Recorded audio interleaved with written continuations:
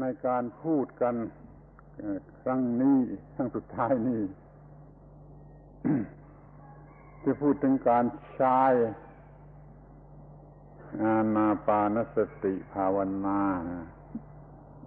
ให้เป็นประโยชน์ในชีวิตประจำวัน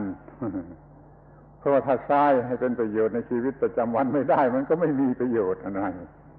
ดังนั้นเราจะต้องพูดกันในข้อที่ว่าจะใช้เป็นชีวิตให้เป็นประโยชน์ในชีวิตประจำวันได้อย่างไร In today's talk, we'll consider the topic of using Anapanasati Bhavana, or the mindfulness of breathing development of the mind, using it beneficially and advantageously in daily life, in ordinary life. We should talk about this because if we're unable to use mindfulness of breathing in our daily lives, then it's not of very much value or worth. And so we'll talk about mindfulness of breathing meditation, about using mindfulness of breathing meditation beneficially in our daily lives or successfully in our daily lives.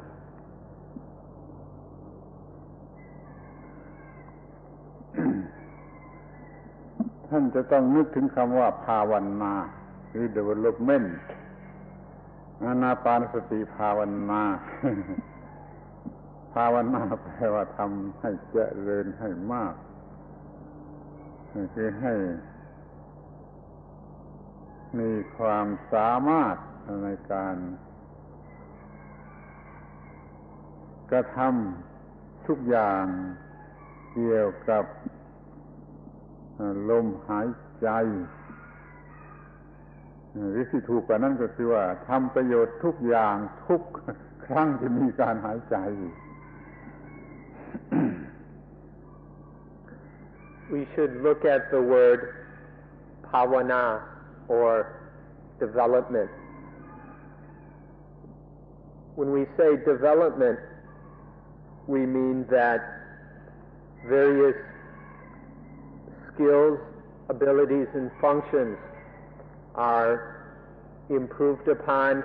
made better, and increased. This is what we mean by development. So this is a development of these things each time while breathing in and breathing out. Anapanasati Bhavana is developing everything that has to do with the breathing every time we breathe in and breathe out. บัดนี้ท่านก็ได้ทราบกันแล้วว่ามีอยู่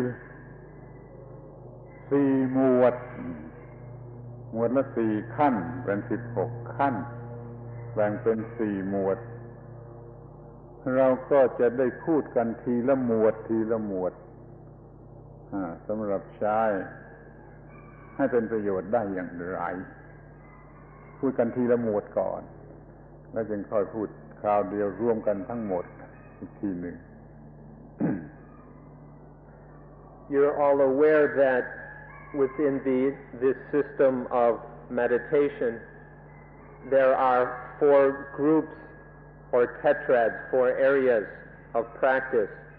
and in each of these groups or tetrads there are 4 steps. So we will consider each of these tetrads or groups of things one at a time in order to see how they can be used successfully, how they can benefit our ordinary daily lives.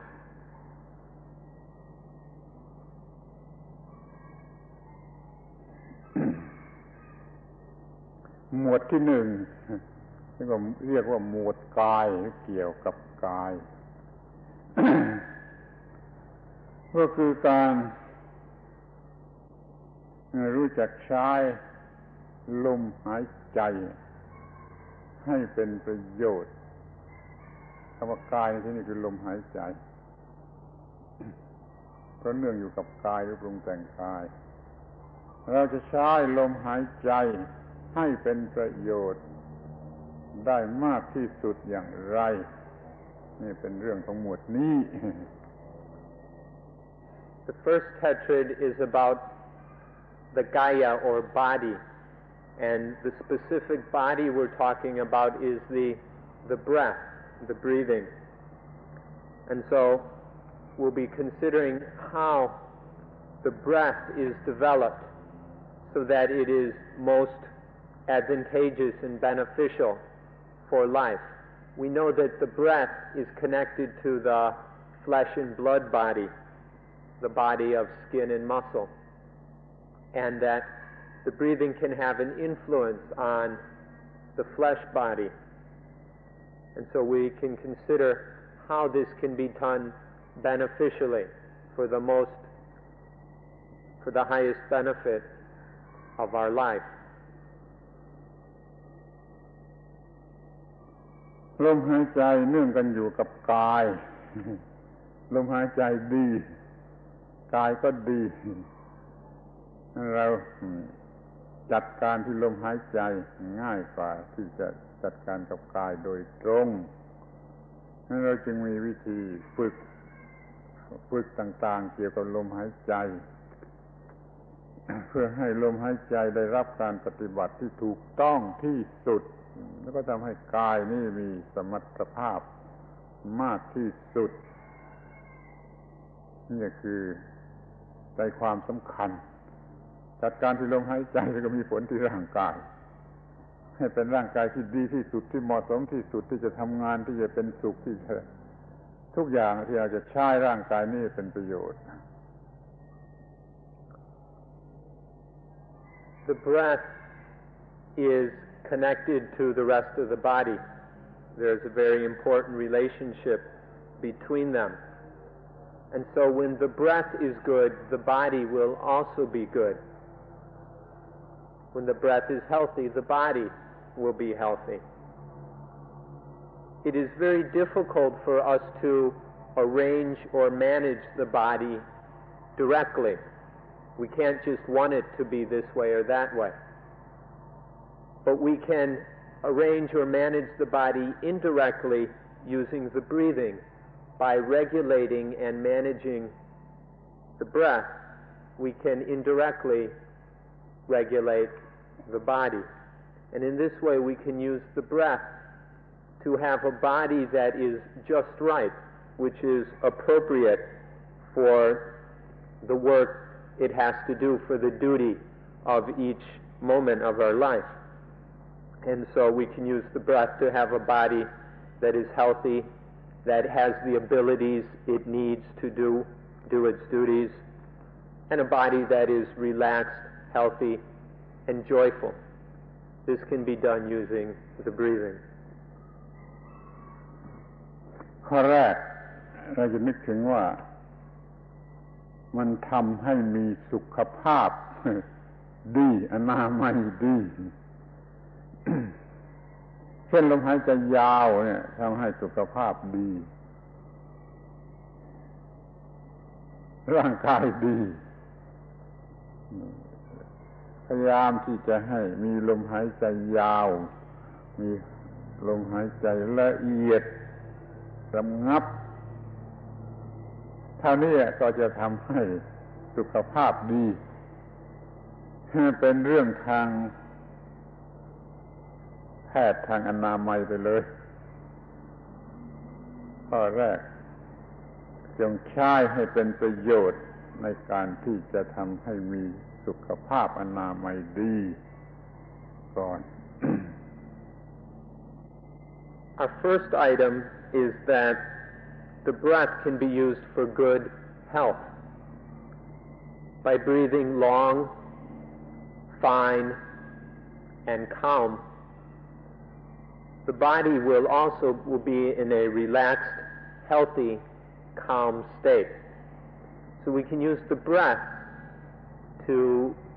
maintain the body's health, to keep the body healthy. This item is a bit medical. It actually has to do with medicine more than religion, but it's still quite useful to have a healthy body. And by regulating the breathing, this can be done. ข้อต่อไปก็เช่นว่าเราจะสามารถระงับอารมณ์ร้ายอารมณ์ที่ร้ายออกไปได้ทันทีพอรู้สึกมีอารมณ์ร้ายในใจพยายามหายใจให้ยาวให้ละเอียดให้ระงับมันก็จะขับไล่อารมณ์ร้ายที่มีอยู่ในใจที่เนื่องมาจากความโลภความโกรธความหลงหรือความอะไรก็ตามที่เป็นอารมณ์ร้ายทั้งหลายออกไปได้จากจิตใจมันก็มีประโยชน์อย่างยิ่งแล้วในชีวิตประจำวัน The second item is that we can use the breath to drive any harmful or evil mental objects out of the mind. When there's some harmful or bad mental objects such as moods, emotions, thoughts, or whatever in the mind, by breathing deep and fine and calm, these bad objects, these harmful objects will be chased out of the mind. And so whether these objects are connected with greed, hatred, delusion, fear, or whatever, they can be chased away by using the breathing. This, of course, is of great benefit in our daily lives. ตัวอย่างในทางจิตใจเช่นมีความกลัวอย่างยิ่งขึ้นมาก็ลองหายใจยาวหายใจละเอียดหายใจสงบระงับก็จะขับไล่ความกลัวนั้นให้หายไปได้โดยไม่ต้องกินยาอะไรก็ได้ในทางกายสมมติว่ามีแผลตัดเลือดออกมากหายใจให้ยาวหายใจให้ละเอียดให้สงบระงับจะช่วยให้เลือดออกน้อยหรือบางทีจะหยุดการออกของเลือดก็ได้ในทางกายไม่เป็นธรรมดาสามัญในชีวิตประจำวันแล้วก็สามารถใช้ประโยชน์ได้ทั้งทางใจและทั้งทางกายอย่างนี้ For example, fear. When fear enters the mind, if one breathes long, finely, and peacefully, then that fear will be driven out of the mind. It's impossible to experience fear when the breathing is long, fine, and calm. And so we can free ourselves of fear in this way. Even in the body, if there's a deep cut and blood is flowing out of the cut, by breathing deep, long, fine, and calm, the blood will flow more slowly. It can be even possible to make the blood stop coming out of the cut by breathing long, fine, and calm. So in this way, the breath can have these useful influences not only on the body, but on the mind as well, in events that occur in our ordinary lives. ทีนี้ที่สำคัญหรือประโยชน์มากที่สุดเมื่อเรามีความสามารถปฏิบัติในหมวดที่หนึ่งคือเกี่ยวกับกายเพียงหมวดเดียวเท่านั้น4ขั้นนั้นได้แล้วเราจะมีสติสัมปชัญญะมีสมาธิมีปัญญาพอตัวพอสมควรหรือพอตัวที่จะใช้แก้ปัญหาในชีวิตประจำวันเมื่อใดมีการจำเป็นต้องใช้สติแล้วก็มีสติมากพอที่จะใช้มีสัมปชัญญะมาก เมื่อใดมีการจำเป็นจะใช้สมาธิแล้วก็มีสมาธิใช้อย่างเพียงพอในการปฏิบัติหน้าที่อะไรก็ตามแล้วก็มีปัญญาเรื่อยๆไปเพิ่มขึ้นตามลำดับโดยเฉพาะเรื่องอนิจจังทุกขังอนัตตาเนี่ยจะทำให้ไม่หวั่นไหวไปตามสิ่งที่เข้ามายั่วยวนไอ้พวกดวลิซึมทั้งหลายไม่สามารถจะดึงเราไปดึงเรามาเพราะว่าเรามีปัญญาเพียงพอเรามีสติเพียงพอมีสัมปชัญญะเพียงพอมีปัญญามีสมาธิเพียงพอมีปัญญาเพียงพอที่เคยพูดกันมาข้างก่อนๆแล้วว่าไอ้ธรรมะสำคัญ4เกลอเหมือนกับเพื่อน4คนที่เราจะมีครบเลยในการที่ปฏิบัติได้แม้จะเพียงหมวดที่1ที่เกี่ยวกับกาย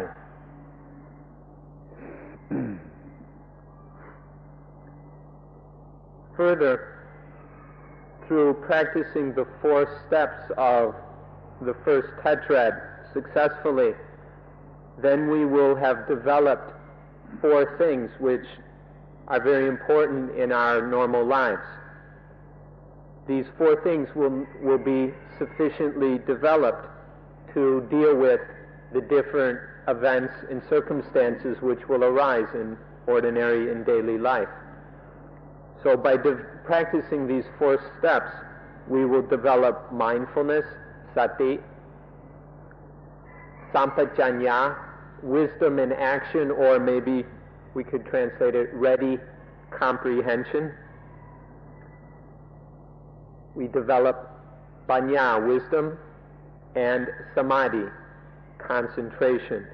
These 4 comrades, these 4 tools work together, and they will be developed sufficiently in order to deal with events that arise in daily life. There will be enough mindfulness in these first steps. Mindfulness, sati, will have been developed enough that there's enough to use in all the duties and activities that come up in a normal day. There will be sampajanya, wisdom in action, ready comprehension of the moment, of the situation, to know what needs to be done right here and now. That will be present. There will be samadhi, the mind will be sufficiently concentrated to do whatever work needs to be done. And lastly, the wisdom will be developing. And this we mean understanding or insight into impermanence, unsatisfactoriness in not self will be slowly developing bit by bit or step by step. It won't be complete at this level, but it will be developing to the degree that various dualisms, all the pairs of opposites in the world, won't be able to pull us blindly this way and that way. So there will be enough wisdom that we won't be completely enslaved to dualisms. So these 4 things, mindfulness, ready comprehension, concentration, and wisdom, will be adequately developed in the first 4 steps. ในชีวิตประจำวันของทุกคนทุกชนิดแห่งบุคคลสิ่งที่สำคัญที่สุดที่จะต้องมีก็คือสติพูดอย่างนี้อาจจะแปลกสำหรับท่านบางคนแต่ความจริงเนี่ยเป็นอย่างนี้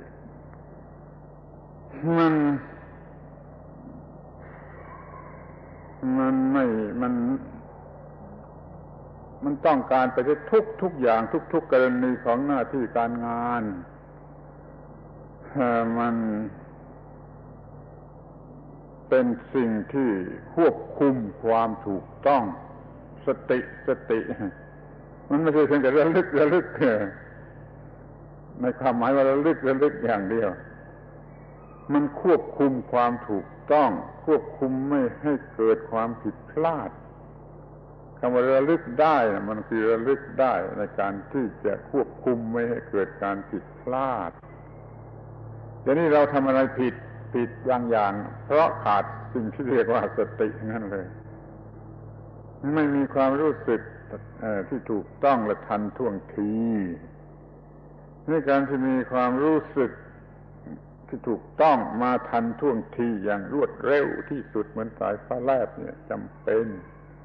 เพราะถ้าช้าไปมันก็แก้ไขไม่ได้แล้วมันต้องมาทันท่วงทีสติปัญญาปัญญาที่มาทันท่วงทีก็เพราะว่ามีสติให้รู้สึกความถูกต้องของเรื่องราวนั่นทันเหตุการณ์ที่เกิดขึ้นเร็วเหมือนกับสายฟ้าแลบสติจำเป็นอย่างนี้ต้องการทุกกรณีอย่างนี้ The thing that is essential, that is most important in all the activities of our daily life is sati, mindfulness. This may sound strange to some of you, especially those who don't quite understand what sati is, but this is the truth, that this is the one thing that is most important in our daily life, is mindfulness. The Thai word for this is reluk, which means to recollect or to reflect. Sati is more than just being aware. Some people think just being aware is to be mindful, but there's much more to it than that. Mindfulness involves to be able to reflect. It's a reflective awareness. It's a recollective awareness. This is very important because it's sati that oversees our life. It oversees every movement, everything we do. It's sati that supervises and makes sure that things are correct and right. If it's just awareness without the proper recollecting or reflecting, then sati isn't able to supervise things correctly. So it's more than just being aware. Sati is aware and it recollects, it retrieves the necessary wisdom, the knowledge that is needed in the situation. This is very important. It's sati that oversees things and brings in the knowledge and wisdom, both worldly knowledge and insight knowledge, to manage, to supervise what is taking place. The last quality that is very important is sati must also be fast. It must be quick, nimble, and agile. If sati is slow, then it's almost no good because it brings the knowledge too late. It's not on time. Sati must be right on time. It must be right there as things unfold. If it's a moment too late, then we make a mistake. And then there's nothing we can do except experience the dukkha of that mistake. But when sati is quick, like a lightning bolt, it retrieves wisdom and brings it immediately to the event as it's happening. So this reflective awareness, this lightning fast reflective awareness is what is meant by sati. And this is absolutely necessary in all the occasions, events, activities, and duties of daily life.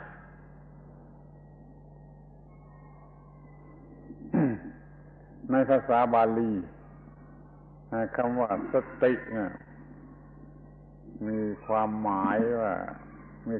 ถึงความเร็วแห่งลูกศรเป็นคำพูดคำเดียวกันรูทของคำเป็นคำเดียวกันสติกับศรสระคำว่าสติหมายถึงความเร็วแห่งลูกศรในครั้งโบราณพุทธกาลเขาไม่ได้มีอาวุธปืนอะไรอย่างเดียวนี่สิ่งที่เขาจะนึกได้สังเกตเห็นเป็นข้อแรกสำหรับความเร็วกว่าลูกศรก็เลยเอาคำนี้มาใช้เป็นชื่อของธรรมะคือสติมีคุณค่าโดยใจความที่สำคัญคือความเร็วถ้าความระลึกมันช้าไปมันก็ไม่ทันเหตุการณ์ มันก็เร็วเหมือนกับลูกศรมันพอที่จะเปรียบเทียบกันได้ว่าความเร็วของลูกปืนหรือว่าของกระทั่งแม่ไฟฟ้าที่ว่ามีความเร็วนะมีความหมายอย่างเดียวกันมีความเร็วขนาดนั้นนี่ถ้าขาดความเร็วไม่ใช่สติแล้วก็ไม่มีประโยชน์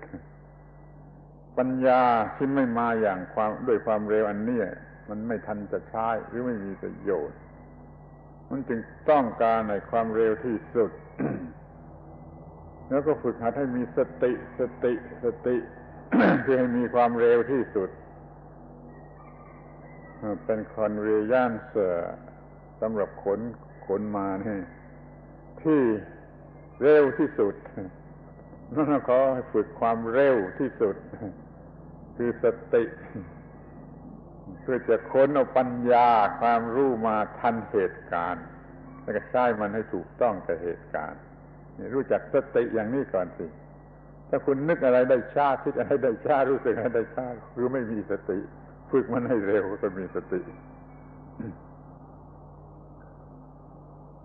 In the Buddha's time, the fastest thing they had around was an arrow, and the word sati has the same root as the word for arrow, or sara is the Pali word for arrow. They didn't have guns or things like that, so the easiest thing to think of as a symbol for speed, for quickness, was an arrow. And so sati or sati, mindfulness, comes from this same root. This is very important, that sati is quick, it's fast. For those of you who are still confusing concentration with mindfulness, and this is a very common misunderstanding, the essential quality of sati is quickness, fastness, speed. This distinguishes sati from concentration. Sati needs this speed in order to bring wisdom to the experience, to the situation. If we remember too slowly, or we reflect too slowly, or we think if our awareness is too slow, then it's almost worthless. It doesn't do any good to figure something out the next day. It takes mindfulness that is very fast to bring the necessary wisdom right here and now where it's needed. And so this speed of sati is very important, and so we develop sati to be as fast as possible so that it can always bring the necessary wisdom to the situation. This is the duty of sati, is to be the conveyance or vehicle, the thing that brings wisdom. And so to do this usefully, it must be very fast. If we're always thinking too slowly, remembering too slowly, experiencing a little bit too slowly, our sensitivity and awareness is dull and slow, then this is because sati is very weak. And so we train sati to be quick, like a lightning bolt, like an arrow.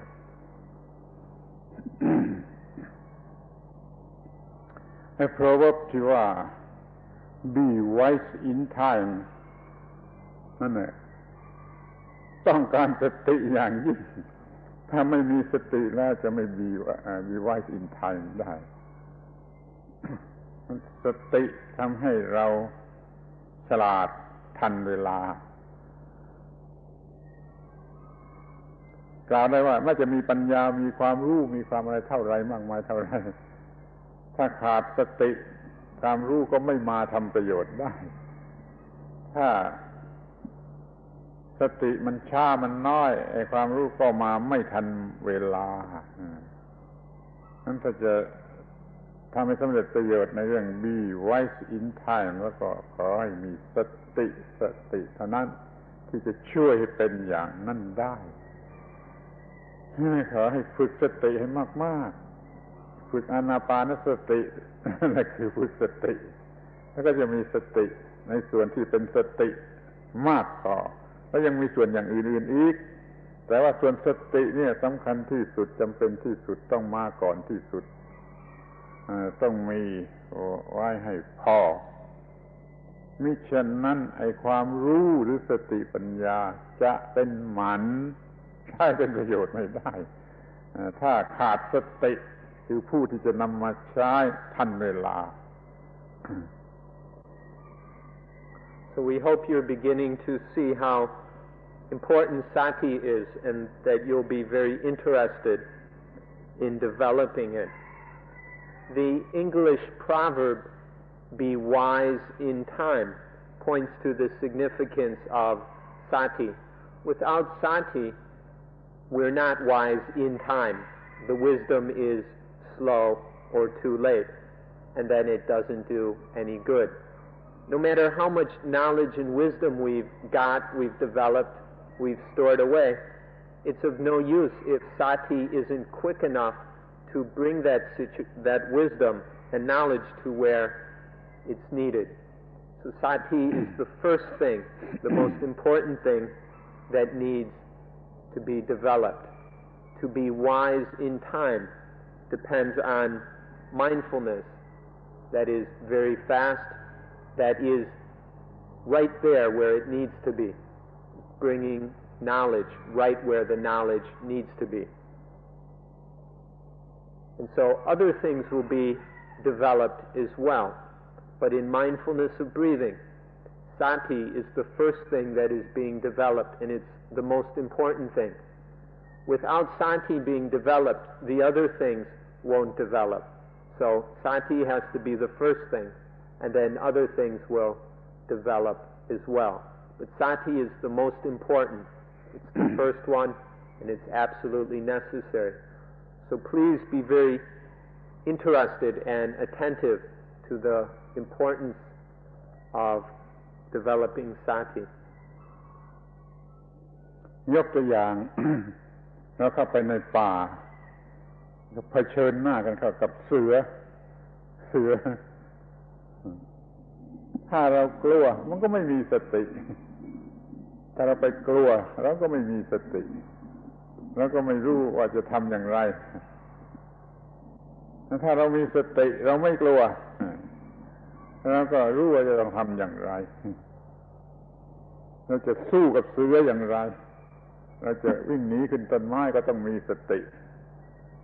ถ้าเราไม่มีสติเราก็กลัวจนขึ้นต้นไม้ก็ไม่ได้วิ่งหนีก็ไม่ได้จะขจัดปัญหาได้แม้เราเผชิญหน้ากับศัตรูที่เขาถือปืนจ่อยิงมาที่เราต้องมีสติถ้าเราไม่มีสติเราก็ทำผิดหมดถ้าเรามีสติก็จะทำได้ดีที่สุดที่ว่าควรจะทำอย่างไรนี่ตัวอย่างธรรมดาสามัญที่สุดว่าจะต้องมีสติโดยเฉพาะอย่างยิ่งเมื่อเผชิญหน้ากับอันตราย For example, if we're in the forest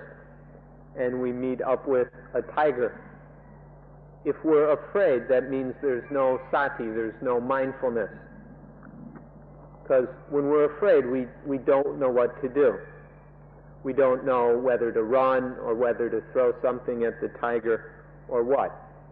But if there's mindfulness instead of fear, then we know how to respond to the situation. We know what to do about the tiger, whether we should run or whether we should climb a tree or whatever. Even to just run over and climb up a tree takes mindfulness. Without mindfulness, we probably couldn't even do that much correctly. So even in a situation like this, mindfulness is necessary. Otherwise, we just stand there afraid. Or if we're walking in the city at night and somebody pulls a gun on us and sticks a gun in our face, if there's mindfulness, we'll be able to do the most appropriate thing in that situation. We'll know what to do. But without mindfulness, we'll just make mistakes. Whatever we do, will be wrong. So in very worldly, ordinary situations like this, even mindfulness is absolutely necessary if we are going to respond properly. So please be very diligent about developing sati, using mindfulness of breathing.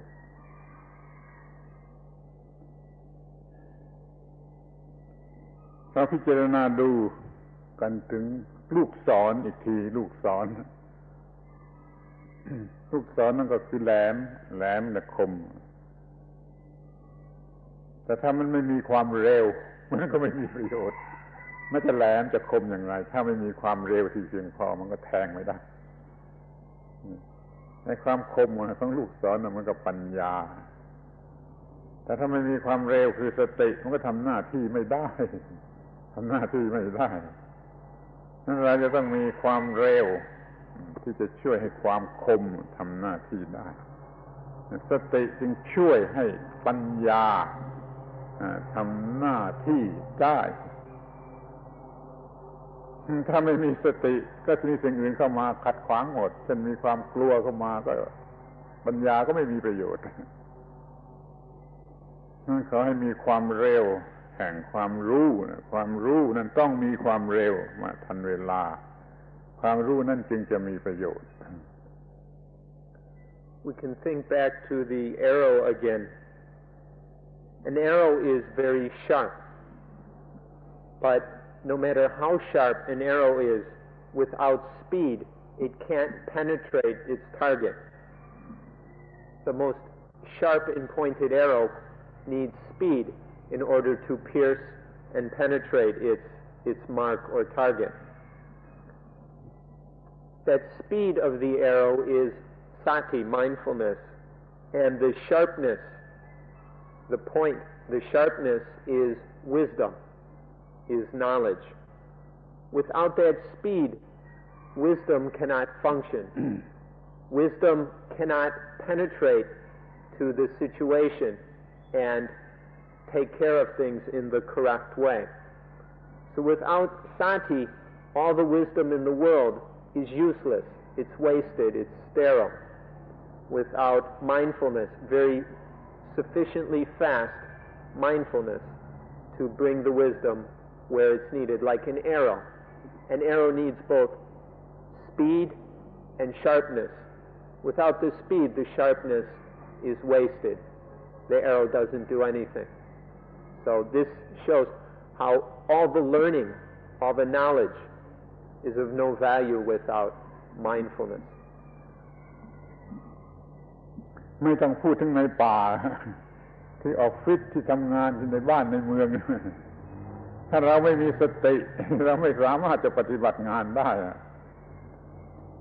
พอมีงานเข้ามาหน้าที่ยื่นเข้ามาแล้วก็มีแต่ความกลัวมีแต่ความระแวงมีแต่ความฟุ้งซ่านมีแต่ความลังเลมีแต่ความสงสัย ถ้าเรามีสติไอ้ความรู้ที่เรามีอยู่จะถูกเอามาใช้เป็นประโยชน์ได้ถ้าเราไม่มีสติมันไม่มาก็มันมีแต่ความกลัวความไม่เชื่อตัวเองไม่ไว้ใจตัวเองความฟุ้งซ่านความอะไรไปหมดแม้แต่ที่ทำงานในบ้านในเมืองที่ออฟฟิศสิ่งแรกที่ต้องมีตลอดเวลาคือสติ We don't have to talk about the forest really. We can talk about at home, at work, at the office. No matter what we're doing, whatever work or duty or chore or task we must do, mindfulness is absolutely necessary. Even at the office, if there's no mindfulness, or at school, or wherever, without mindfulness, when something comes up, we'll be afraid or confused or worried or doubtful or lack confidence or something like this, and won't be able to properly respond to whatever came up. But with mindfulness, then none of those things occur, and we're able to use our knowledge, skills, and ability to respond and do the work correctly. Whatever the task is, it can be done correctly, even very mundane things at home or at the office. Without sati, we just get afraid, or maybe we're doubtful, we don't have confidence in what we're doing, we worry, or the mind is scattered, wandering all over the place, because there's no sati. But as soon as there is mindfulness, then it's possible to do the task, the job, the work correctly, to use the wisdom, knowledge, and skills that we already have. แม้ที่สุดอย่างต่ำจากการเคลื่อนไหวประจำวันเราจะนั่งหรือเราจะนอนลงหรือเราจะลุกขึ้นยืนหรือเราจะเดินไปถ้าไม่มีสติไม่มีทางที่จะทำได้ดีแล้วก็บางทีจะทำพลาดจะนั่งยืนเดินนี่อย่างไม่ดีอย่างที่ไม่ได้ประโยชน์เต็มที่ถ้ามีสติก็จะทำได้ดีเต็มที่นั่นจะกินอาหารจะถ่ายจาระปัสสาวะจะอาบน้ำอย่างไรก็ขอทำด้วยความมีสติเถิดจะได้ผลดีแม้ที่สุดแปลว่าท่านจะออกไปจากห้อง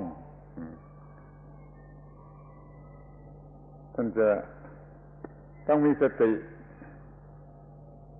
ที่จะไม่ลืมอะไรบางอย่างบางทีก็ลืมล็อกกุญแจแล้วก็เดือดร้อนทีหลังหรือบางทีเข้าไปแล้วไปนอนแล้วก็สงสัยนี่ลั่นกลอนเดี๋ยวบ่นแล้วก็ยังอย่างนี้เป็นต้นมันเป็นเรื่องแต่เป็นเรื่องของความไม่มีสติทั้งทุกอิริยาบถที่เคลื่อนไหวเนี่ยจะต้องทำด้วยสติและพร้อมกันนั้นการทำเคลื่อนไหวทุกอิริยาบถเป็นโอกาสที่ฝึกสติอยู่ในตัวด้วยเพิ่มขึ้นไปอีกทุกคราวที่เคลื่อนไหวขอให้เป็นการฝึกสติด้วยที่ใช้ของเก่าก็ใช้ไปอบรมของใหม่มากขึ้นก็ทำด้วยเนี่ยการฝึกสติในชีวิตประจำวัน Even in the most ordinary movements of our daily life, sati is necessary. To just merely to sit down, or to lean over and lie down, or to stand up, all of these require sati. Without sati, we don't do these things very well, and we can even do them in a wrong, harmful, or dangerous way. But if there is mindfulness, even these most basic movements of life are done well. They're done in the best way possible so that no problems arise. Going to the toilet, urinating, defecating, even things like this require mindfulness. Without mindfulness, we don't do these things correctly and problems arise. All the little movements at home, at work, even just leaving our room, this requires sati. Without sati, we leave our room and then we don't remember, did we lock the door? Did we turn out the light? There wasn't mindfulness about whether these things done or not. And so then we worry about it all day long. Did I lock the door? Did I turn off the light? This is because of a lack of mindfulness. But with sati, when leaving our room, we know what to do and do it. And we're completely aware of this, and so there's no room for doubt or worry afterwards. And this applies to all the basic simple movements in our daily life. Sati is necessary. And even more than that, in doing these basic little activities, lifting our hands, closing the door, walking, standing, all these require sati, and in doing them with sati, we are training, we're practicing, we're further developing sati. So not only do we need sati, but we use these little movements throughout the day, all the activities of the day, in order to train and further develop sati. We use the sati we've trained, and then we further develop it in all the little movements, getting up, walking, sitting down, brushing the teeth, whatever. Sati is the most important thing. Without it, nothing else function properly. And so we use and train sati in all the movements of our daily ordinary life. ผู้ที่ทำงานซึ่งต้องใช้ความเร็วเช่นนักกีฬาเป็นต้นจะเป็นฟุตบอลหรือนักมวยหรืออะไรก็ตามซึ่งต้องใช้ความเร็วแล้วเขายิ่งจะต้องมีสติให้เท่ากับที่เขาจำเป็นจะต้องใช้ความเร็วเพราะฉะนั้นเขาจะทำหน้าที่ของเขาให้ดีไม่ได้เนี่ยยิ่งต้องการใช้ความเร็วเท่าไรยิ่งต้องมีสติมากเท่านั้นเพราะฉะนั้นขอให้มองให้ดีให้เห็นชัดโดยสรุปความได้ว่าทุกการงานต้องมีสติต้องใช้สติทุกระยะทุกขั้นตอนทุกคนทุกแห่งเลยใช่คำว่าทุกกรณีต้องใช้สติ For those whose work or duties require a lot of speed, then sati is even more important. For example, many athletes, football players, boxers, require a lot of speed in their work, and so they need sati even more in order to be able to perform their jobs, their skills as is necessary. Sati must be highly developed, and so they must be very careful to train sati sufficiently. So in all the work of our life, whether we're an athlete or not, whatever things we're doing, we need sati and we need to keep training it so it is as quick as possible in order to do its job as well as possible in all the moments, all the movements, all the occasions of our normal life.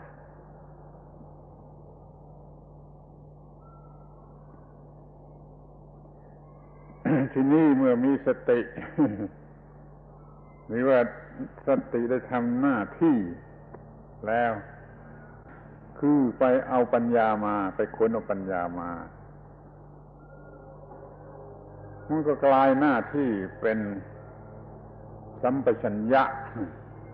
สติก็กลับกลายหน้าที่เป็นมีสัมปชัญญะคือสติ in function อย่างยิ่ง ในขณะนั้นเรียกว่าสัมปชัญญะสติมันเพียงแต่ค้นมาทีแรกแล้วมันจะหนีกลับไปเสียอีกต้องเอาไว้อยู่ที่นี่ทำหน้าที่อย่างดีอยู่ตลอดเวลาสติที่ทำหน้าที่อยู่อย่างดีตลอดเวลาอยู่กับหน้าที่การงานนั่นเรียกว่าสัมปชัญญะสติไปเอาปัญญามาให้ปัญญามาเป็นผู้ควบคุมความถูกต้องนี่สติก็กลายเป็นสัมปชัญญะคือมีปัญญา อยู่ตลอดเวลา สัมปชัญญะนี่เป็นทั้งสติเป็นทั้งปัญญาก็ได้ถ้าจะพูดให้ถูกต้องสัมปชัญญะเนี่ยมันเป็นทั้งสติที่รู้สึกอยู่แล้วเป็นปัญญาก็ได้คือมันรู้สึกรู้อยู่เข้าใจอยู่เนี่ยสติกลายเป็นสัมปชัญญะถ้าเรามีสติมากสัมปชัญญะก็มากนี่เป็นความจำเป็นอย่างยิ่งที่จะต้องมีสัมปชัญญะรับช่วงจากสติมิฉะนั้นล้มเหลวหมด Now when sati is well enough developed, when it's quick enough, when it's right where it needs to be, right on time, then it can recollect or retrieve wisdom and bring it right where it's needed. And then we call this when sati has brought wisdom right where it's needed, right on time, then we call that sampajanya, which is translated in all kinds of different ways. We won't translate it right now, we'll just explain it. Sampajanya is that wisdom will manage the situation, will see what is correct, and will see that what is correct is what is done. Wisdom does the function of knowing what is correct and proper. But that cannot be done without sati, overseeing and directing things, supervising things, and making sure that the wisdom is right there, right where it's needed, bringing the wisdom right into the experience or situation. This sati and wisdom functioning together we can call sampajanya. The mindfulness brings wisdom there, and that wisdom that is functioning at the right place in the right way with the speed of sati,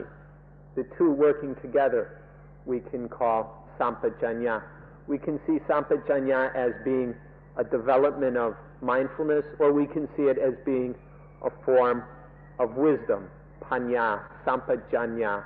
very closely related words. But we can see them as sati and panya in action, functioning, working to deal, to respond correctly to the experience, to the situation.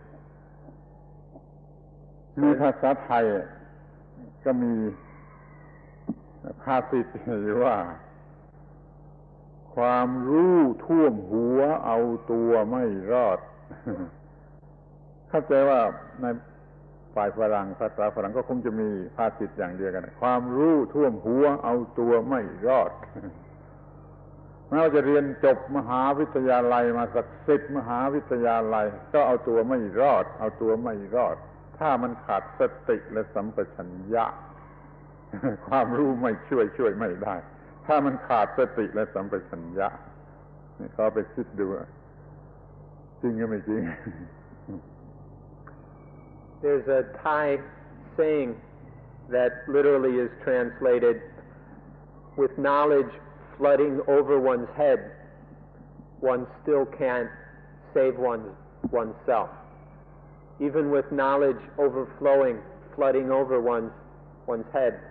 one can't save oneself. There might be something in English that's the equivalent, but the translator can't think of it right at this moment. But the meaning is clear. Even if you graduate from university, even 10 universities, with all the knowledge in the world, without sati, it's all a waste, it's worthless, it can't do any good. In order to survive, it's necessary to have sati to apply, to bring that knowledge where it's needed. So all the knowledge in the world is useless without sati. เดี๋ยวนี้เรามีสติมีปัญญามีสัมปชัญญะครบแล้วปัญหายังเหลืออีกอันนึงก็คือว่ามีกำลังมากพอหรือไม่ ถ้ากำลังไม่มากพอปัญญาก็อ่อนกำลังเราจึงต้องมีสิ่งที่สี่คือสมาธิกำลังจิตทั้งหมดรวมกันทั้งหมดระดมลงไปที่จุดเดียวนี่สมาธิจะช่วยให้ปัญญา Once there is mindfulness and wisdom in action or ready comprehension, sampajanya, once there are these three things, the question remains, is there enough strength or power behind them? And so this is the fourth factor is needed, or the fourth comrade, which we call samadhi, or concentration. Concentration provides the power and strength to give all of these, to give sati, sampajanya enough energy to completely fulfill their function, to perform their task completely. Sometimes there's some mindfulness and wisdom, but there's not enough strength, and so they don't completely do what needs to be done. And so there must also be enough concentration to supply that energy, the strength to do these things. And so in mindfulness of breathing, even in the first tetrad, these four things, mindfulness, wisdom in action, and concentration are all being developed. And then all four of these need to be used and trained, further developed in our normal lives.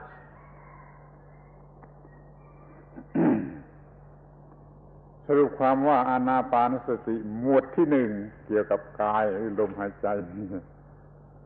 ทำให้เราสามารถมีอนามัยสุขภาพดีสามารถระงับอารมณ์ร้ายในจิตใจออกไปได้ทันทีและช่วยเรามีสติสัมปชัญญะปัญญาและสมาธิเต็มที่ท่านี้ก็เหลือเกินแล้วมีประโยชน์เหลือเกินแล้วสำหรับหมวดที่หนึ่งรู้กันว่าอย่างนี้ So to summarize,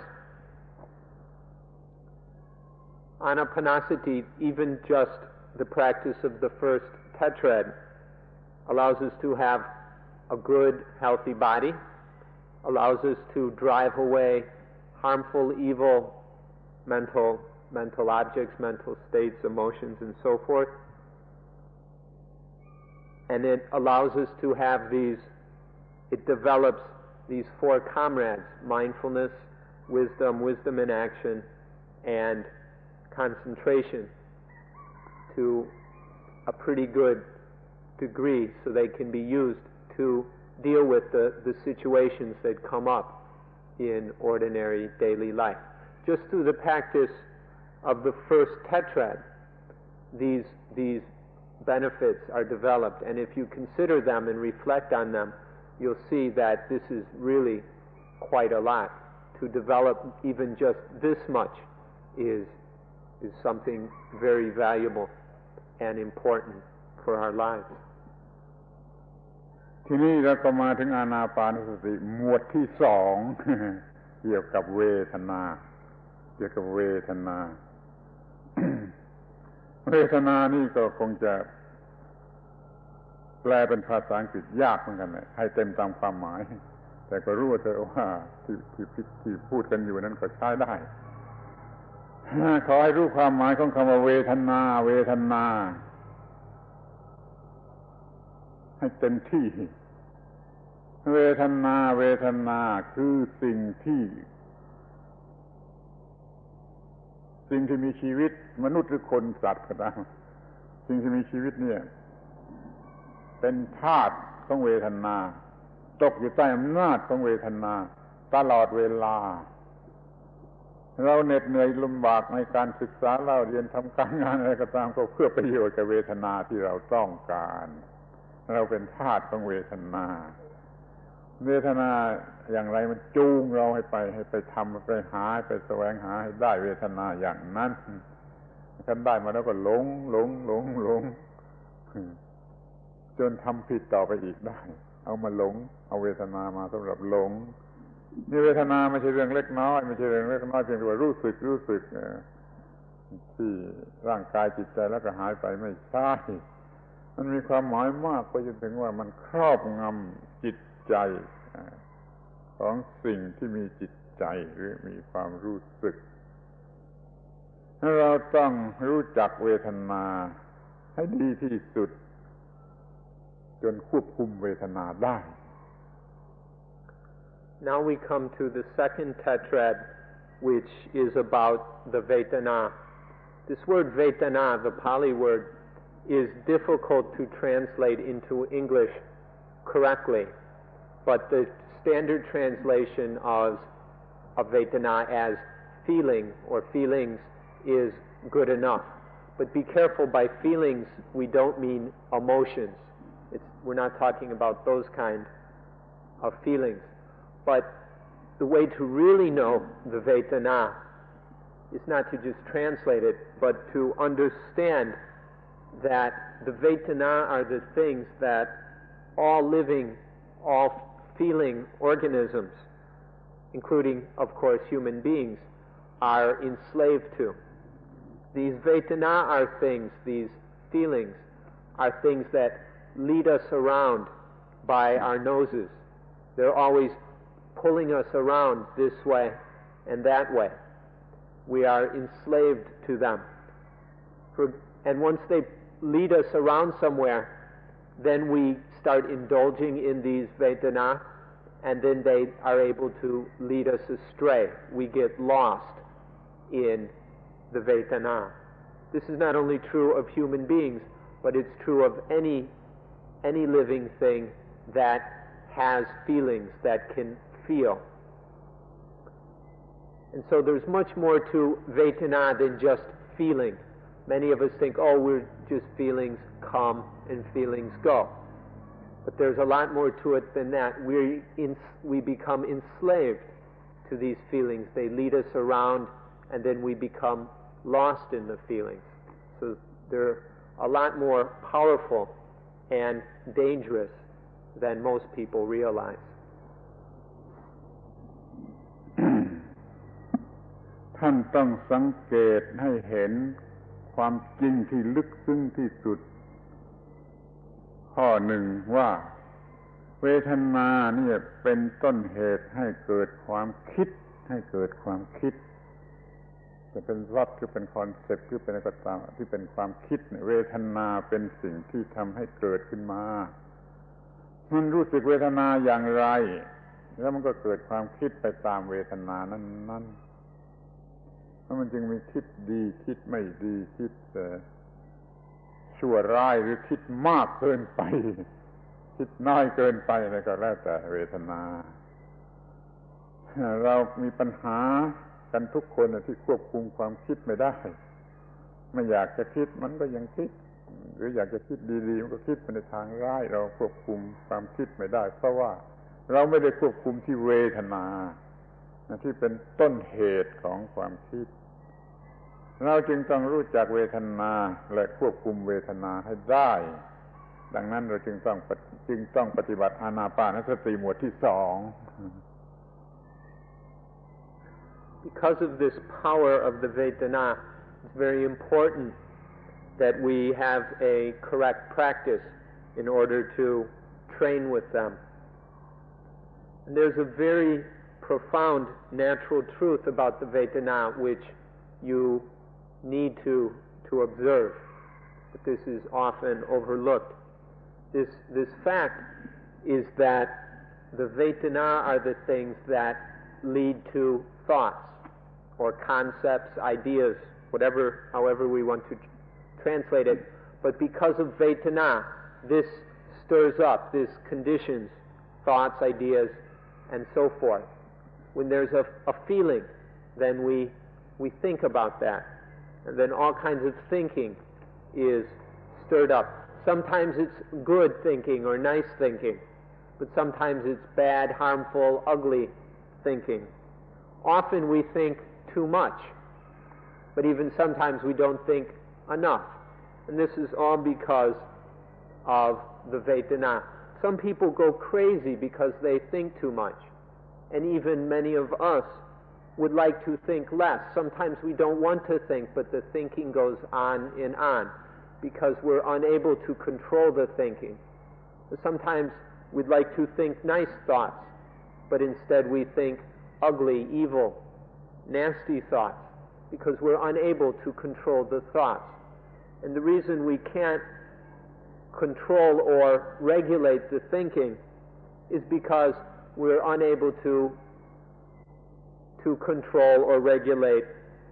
the Vedana, because we're not able to be on guard with the Vedana. We're unable to keep the thinking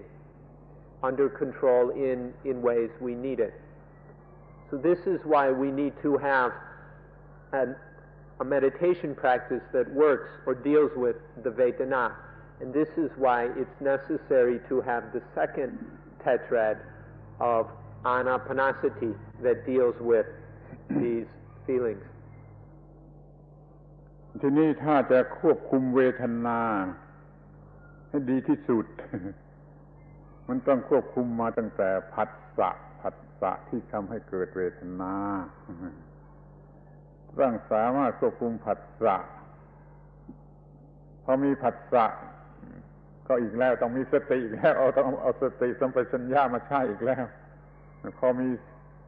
ผัสสะกระทบตาหูจมูกลิ้นกายใจอย่างใดก็ตามเป็นผัสสะต้องควบคุมผัสสะโดยมีสติมีสัมปชัญญะควบคุมผัสสะให้เป็นผัสสะฉลาดอย่าเป็นผัสสะโง่เมื่อผัสสะฉลาดมันก็เกิดเวทนาฉลาด คือเวทนาที่ไม่โง่ที่เราจะควบคุมได้สามารถนำไปให้ถูกทางได้สรุปความว่าจะควบคุมเวทนาได้ดีต้องควบคุมมาตั้งแต่ผัสสะแล้วก็อาศัยสติสัมปชัญญะสมาธิอีกนั่นเองแต่ทีนี้มันแยกมาเป็นในเวทนาเป็นตัวการร้ายตัวร้ายกาจจะมาควบคุมให้ได้ จึงต้องฝึกหมวดที่สองคือเวทนา Sometimes they use the word control, but maybe the word regulate or oversee is a better word for in order to regulate the Vedana, in order to keep them on track. It's necessary to regulate them from Phassa. Phassa is sense contact, the contact at the eyes, ears, nose, tongue, body or mind, when the sense organ and the sense object and sense consciousness come together. That is sense contact. And the way to regulate the feelings, the Vedana, is right from that moment of contact.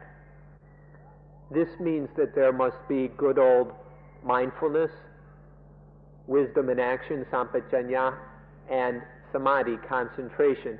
there at Phassa in order to oversee the contact, in order to regulate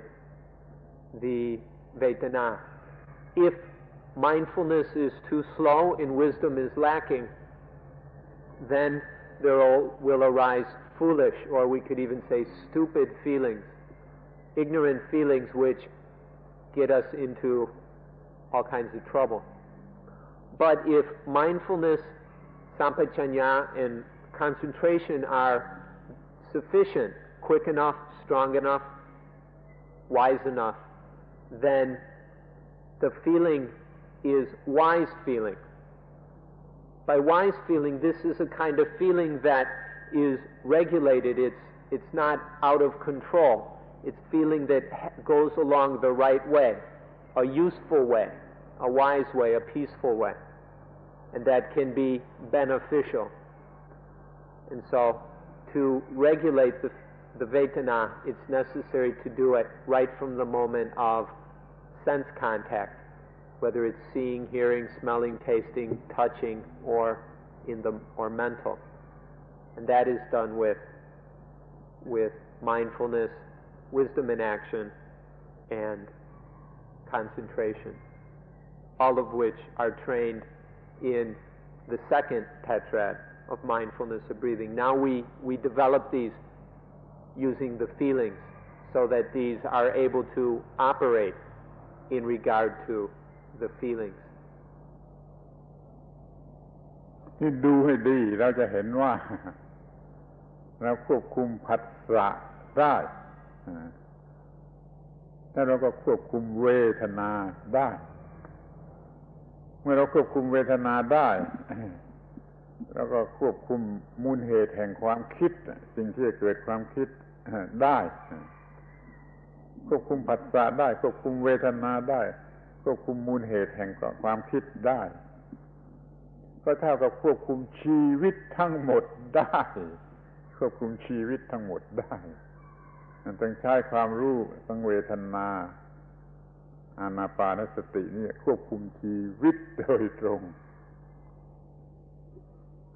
If you think about it, you'll see that if we can regulate phassa or contact, sense contact, then we're able to regulate the feelings. And we mentioned how feelings are the cause or origin of thoughts and thinking. So this means that by regulating Vedana, we are able to regulate the thoughts and the thinking and all that mental proliferation and everything. If we can control contact, Vedana, and thoughts and ideas and concepts, then we're able to regulate life. So to be able to do this is to regulate all of life, to keep life in balance, to keep it from going off track or to get into problems. And this is done so by training the second tetrad of Anapanasati properly, life can be regulated, can be kept on the right course in this way. ทีนี้ก็มาถึงหมวดที่สามที่จริงหมวดนี้จะสนใจหรือไม่สนใจก็ยังได้แต่ว่าสนใจหรือรู้จักไว้ก็เป็นการดีหมวดที่สามจิตการฝึกฝนจิตควบคุมจิตให้ได้เป็นหมวดที่สามเราจะรู้จักจิตทุกชนิดว่ามีอยู่อย่างไรบ้างกี่ชนิดมันมีอยู่เราจะรู้จักมันทุกชนิดแล้วเราจะรู้จักเลือกว่าอันไหนเป็นโทษอันไหนไม่มีโทษอันไหนมีประโยชน์อันไหนไม่มีประโยชน์เราจะเลือกเอาแต่ที่มีประโยชน์แล้วเราก็จะควบคุมได้ให้มีจิตอย่างนั้นให้คิดอย่างนั้นเนี่ยหมวดที่สามนะฝึกจะบังคับจิตควบคุมจิตอย่างนี้ให้จิตบริสุทธิ์ให้จิตตั้งมั่นให้จิตปล่อยวางไม่ยึดถือนี่ก็เป็นเรื่องที่ว่าเป็นปัญหาในชีวิตประจำวันเหมือนกันถ้าเราควบคุมจิตไม่ได้มันก็ไปตามกิเลสคือจิตเลวจิตผิด มันก็มีความทุกข์มีปัญหาเกิดขึ้นถ้าควบคุมจิตได้มันก็มีแต่ทางถูกต้องอย่างเดียวไม่มีความทุกข์ไม่มีปัญหาเกิดขึ้นดังนั้นก็นับว่ามีประโยชน์มากในการที่จะฝึกจิตและควบคุมจิตให้ได้ตามหลักการของอานาปานสติหมวดที่สาม Now we come to the third tetrad of Anapanasati, which has to do with the citta, the mind. Actually, this tetrad is not quite as important as the previous ones, but it's still quite useful to work on, and so you should also give it your attention. In this tetrad, we examine all the different kinds of mind, the different, or we could say states of mind, the different states of mind, the different minds, to see which ones are harmful and which ones are not, which states, which minds are beneficial and wholesome, and which are not beneficial, which have no use. So we get to know all the different possible kinds of mind to see which are useful and beneficial. And then we learn to regulate, to oversee the mind, to keep the mind on track, because if we don't, the mind can drift off or get lost in defilements. It can drop into lower or uglier states. But by knowing the different states of mind and being able to regulate it, then the mind will remain in the useful and beneficial states. And so we train the mind to be able to be pure. We learn to make the mind pure. And we learn how to concentrate the mind, to make it firm and stable. And then we learn to have the mind let go, so the mind can release things that it has previously clung to. And so when the mind is trained in being pure, concentrated, and free or liberated, when it can let go and is letting go and released from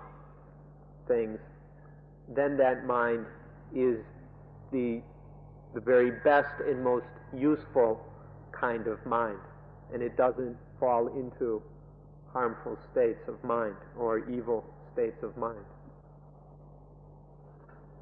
ถ้าปฏิบัติอานาปานสติหมวดที่สามสำเร็จ คือหมวดจิตสำเร็จเราจะได้รับรางวัลคือมีจิต สูงสุดจนไม่รู้จะเรียกว่าอะไรดีมีจิตที่ดีที่สุด excellent แล้วก็จะใช้จิตชนิดนี้จะเรียกว่าจิตอิสระก็ได้ดำเนินชีวิต เป็นประจำวันทุกวันเรามีจิตอิสระในการทำหน้าที่ประจำวันจิตอิสระคือว่าบันเทิงจิตนี้บันเทิงแต่ไม่มีกิเลสนะไม่ใช่บันเทิงเพื่อกิเลสบันเทิงด้วยธรรมะบันเทิงพอใจรื่นเริงแล้วก็จิตนี้ก็บริสุทธิ์ไม่มีกิเลสและจิตนี้ก็ตั้งมั่นมีกำลังมากและจิตนี้ก็ไม่เกาะจับจิตยึดอะไรแล้วก็ไม่ให้อะไรมาเกาะจับหรือยึดจิตก็ไม่จับอะไรก็ไม่ปล่อยอะไรมาจับจิตนี่จิตอิสระคุณจะทำงานได้ดีจะเป็นกรรมกรก็เป็นกรรมกรที่ดีจะเป็นเสมียนก็เป็นเสมียนที่ดีจะเป็นนักกีฬาก็เป็นนักกีฬาที่ดีถ้าเขามีจิตอิสระเขาจะทำหน้าที่ของเขาได้ดีดังนั้นเราจะต้องฝึกอานาปานสติข้อนี้เพื่อประโยชน์อันนี้ If one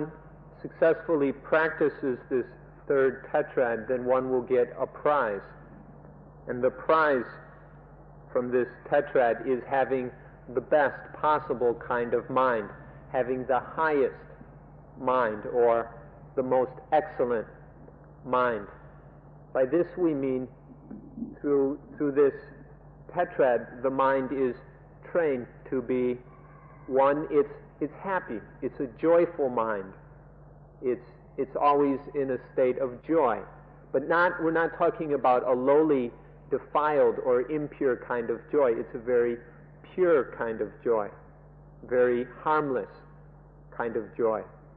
And it's also second, this mind is pure, it's clean, there's nothing dirty or there's nothing cluttering it up. Third, it's absolutely solid and strong and firm because it's very well concentrated. And last, this mind is free. It's not stuck to anything and nothing can stick onto it. There's nothing that can grab onto this most excellent mind. And this mind isn't going around attaching or clinging or getting stuck on things. So we can say that this is the most free mind. And when the mind is absolutely free like this, then it can go about its activities in daily life. Even the most mundane activities can be done most well when the mind is free like this. There's nothing about those activities can cause a problem, and the work or the chores are done very well. And so this is the reward of the third tetrad, a mind that is free, and then that free mind can be used in doing all the things we need to do in our normal life.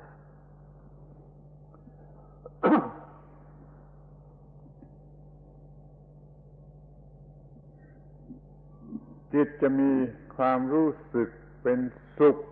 สุขที่แท้จริงเป็นสุขที่สุดนะก็เมื่อมันเป็นจิตที่เป็นอิสระ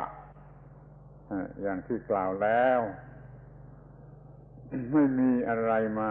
attach จิตและจิตก็ไม่ไป attach อะไรจิตไม่ attach อะไรและจิตก็ไม่มีอะไรมา attach จิตเรียกว่ามันเป็นอิสระคอยสังเกตดูเถอะโดยตนเองเถอะเวลานั้นน่ะเป็นสุขที่สุดสุขที่ถูกต้องที่สุดแต่เราก็ไม่รู้จักเราไปรู้จักไม่ได้มีสิ่งย้าวยวนกามารมณ์บ้างอะไรบ้างแล้วก็ไปหลงกันว่าเป็นสุขที่สุดเป็นความสุขที่สุดของมนุษย์ที่หลงกันเป็นอันมากหลงอยู่ในโลกนี้ไม่รู้จักจิตที่เป็นอิสระก็เท่ากับว่าเขาหลงผิดเอาความสุขที่หลอกลวงหรือไม่ใช่ความสุขมาเป็นความสุขแล้วจิตก็เป็นอย่างนั้นจิตก็เป็นอย่างนั้นเพราะว่าจิตมันโง่ถ้าจิตมันฉลาดแล้วมันก็ไม่เอานี่เราฝึกจิตให้รู้แล้วทำให้จิตให้ปล่อยวางได้เป็นจิตอิสระนี่ประโยชน์ของการฝึกอานาปานสติหมวดที่ 3 The most joyful mind is the mind that is free. Many people can't understand this, but the happiest, most joyful mind is when the mind is free, when the mind isn't attached to anything, and when nothing is attached to the mind. When the mind is free and liberated like this, then it is the most happy. But this is often misunderstood and not seen. And so we often think that the best happiness, the highest happiness, is the kind of being enticed by being lured and tricked by various interesting or enticing things, such as sex, for example. Many people take that kind of happiness to be the highest happiness. But if you examine and look at this for yourself, and this is something that can be experienced in daily life, that the happiest, most joyful mind is when the mind is absolutely free, when it's not clinging to anything and when nothing is clinging to it. This kind of happiness, this mind that is free, is the reward, the prize that comes from practicing the third tetrad of mindfulness, of breathing. นี่ประโยชน์อีกอย่างหนึ่งซึ่งสูงสุดไปอีกทางหนึ่งก็คือว่าถ้าเราศึกษารู้จักจิตอย่างนี้ ควบคุมจิตได้ตามที่ต้องการอย่างนี้ เราก็จะรู้ความรู้ที่จริงสูงสุดข้อหนึ่งว่าโอ้จิตเท่านั้นพอแล้วมันทำได้ทุกอย่างจิตเท่านั้นจะเป็นทุกข์หรือไม่เป็นทุกข์จะหลุดพ้นหรือไม่หลุดเพราะมันจิตเท่านั้นไม่ต้องมีสิ่งที่เขาหลงกันว่ามีคืออัตตาที่เป็นเรื่องอะไรก็ไม่รู้เรียกว่าโซลpersonal identity อะไรที่มันเป็นที่ไม่ใช่จิตน่ะนั่นยึดถือกันมากมีต้นตอมาจากอินเดียแล้วก็จะระบาดไปทั่วโลกถ่ายทอดกันไปด้วยความคิดว่ามีอัตตามีอาตมันมีตัวตนอีกอันหนึ่งนอกไปจากจิตแต่พุทธศาสนาเราไม่ต้องมีอัตตานั่นน่ะจิตอย่างเดียวเนี่ยมันจะรู้มันจะไม่รู้มันจะทำผิดมันจะทำถูกมันจะคิดถูกคิดผิดมันจะทำได้ทุกอย่างโดยที่ไม่ต้องมีอัตตามันเดี๋ยวนี้ก็ไม่มีอัตตามีแต่จิตที่กำลังเป็นไปอย่างไรถูกหรือผิดถูกหรือทุกข์ส่วนร่างกายนี่เป็นเพียงภาชนะรองรับจิตให้จิตได้ทำหน้าที่เหมือนกับเป็นสำนักงานของจิตได้อาศัยทำหน้าที่มีแต่จิตพอแล้วนี่ถ้าเรารู้เรื่องจิตดีเราก็จะรู้ได้ทันทีว่าไม่มีสิ่งที่เรียกว่าอัตตาคือตัวตนอย่างนี้ได้รับผลถึงที่สุดเลยจิตก็เป็นอิสระถึงความสุขอันแท้จริงและสูงสุดเป็นธรรมะสูงสุดในพุทธศาสนาเป็นความรู้ขั้นสุดยอดของมนุษย์ที่ไม่มีใครจะสอนให้ดีกว่านี้ไปอีกได้แล้วความรู้เรื่องไม่มีตัวตนเนี่ยเป็นความรู้สุดยอดของมนุษย์ไม่มีสูงกว่านี้อีกแล้วจะรู้ความรู้ข้อนี้ได้โดยการฝึกจิตถึงที่สุดอย่างที่ว่ามาแล้วจนรู้จักว่าจิตเป็นได้ถึงอย่างนี้เป็นอิสระได้ถึงอย่างนี้แม่นี่ก็ต้องมารู้อยู่ในชีวิตประจำวันเพื่อว่าอย่าให้จิตเป็นอัตตาเป็นอะไรขึ้นมาให้จิตเป็นจิตให้จิตเป็นสิ่งที่กระทำหรือได้รับผลของการกระทำเป็นทุกอย่างก็พอแล้วมีแต่จิตกับกายก็พอแล้วไม่ต้องมีสิ่งที่สามคืออาตมันนี่เป็นความรู้อันเลิศ There's one more even higher benefit of this mind that is very free. When the mind is free like this, then it will become obvious that everything happens through the mind. Pain and joy, sorrow and happiness, whatever happens through the mind. And we'll see that there is no such thing as a soul or self or personal identity that is outside the mind. Sometime in India, they developed the idea, the theory, that there was an Atman, a self, a soul, a life monad, a personal identity, whatever we want to call it, that was separate from the mind, separate from the body as well. And then this idea spread throughout the world, including to the Middle East and to Europe. But if we see with this free mind, if we see absolutely clearly what the nature of the mind is, we'll see that there is nothing outside the mind. There is no such thing as a self or whatever outside the mind. And then if we look even further and see the mind on the deepest, most profound level, then we see that even the mind itself is not a soul, an Atman, or whatever. That there's just the mind and the body. The body is just a container, a vessel that supports or holds the mind. But everything happens through the mind. And when the mind is highly developed, as we've described, then this most profound truth is realized. That there's no self or soul outside the mind, and that the mind itself is not a self or soul. And in the mind, there is no self, no soul, no Atman, or anything like this. This knowledge is the highest knowledge of Buddhism. This is the pinnacle of Buddhism, to see that there is no self, soul, Atman, or wherever, whatever, anywhere, whether inside or outside the mind. And this is the highest wisdom of Buddhism. And once this knowledge was discovered, there has not been anything higher or more advanced been discovered soon.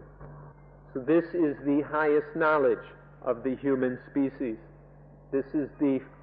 deepest wisdom of our race, of our species, that the wisdom, the knowledge of not self, that there's just body and mind, and besides the body and mind there is no third thing. There is no self, soul, or whatever you want to call it. There's merely the body and mind functioning according to the law of nature. This is the highest knowledge of the human species. ทีนี้เราก็มาถึงหมวดที่ 4แห่งอานาปานสติท่านทั้งหลายก็คงได้ยินได้ฟังมาแล้วว่าข้อแรกของหมวด 4ก็คืออนิจจังอนิจจัง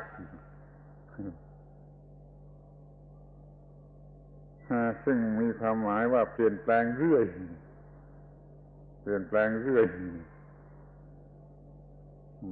perpetual flux หรือ pentary ของกรีก pentary ทิรักติตัส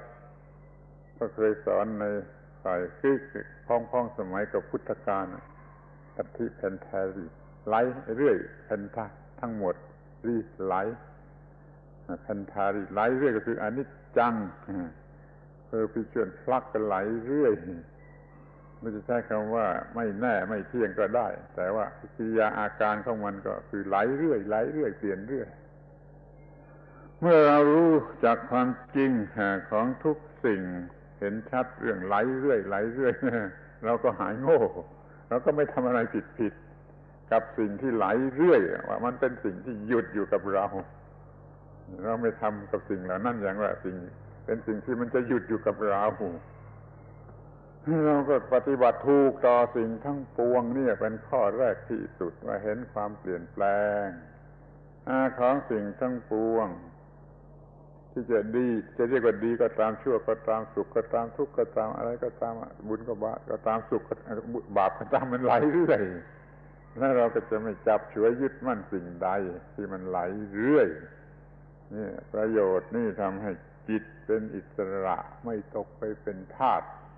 ของความยึดมั่นถือมั่นในสิ่งนั้นสิ่งนี้นี่เป็นข้อแรกไหลเรื่อย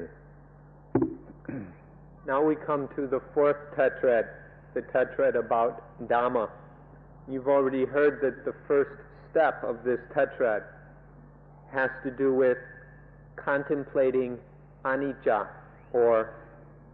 impermanence. Anicca means that it's the constant flux, the perpetual flowing of things. Everything is flowing. This is something that has been taught in a number of places. It's not particular to Buddhism. Even Heraclitus, a Greek philosopher, about the Buddha's time, was teaching what is known as pantata re, which means all flows or everything flows. Just ceaseless flow, continual flux, just constant change.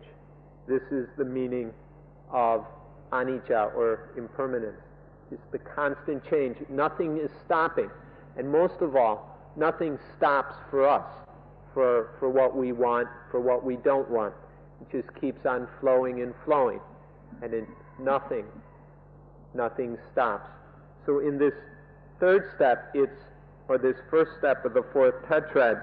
it's to learn how to practice, how to behave towards all these things that are constantly flowing. Instead of to want them to do this or that, we learned how to practice towards them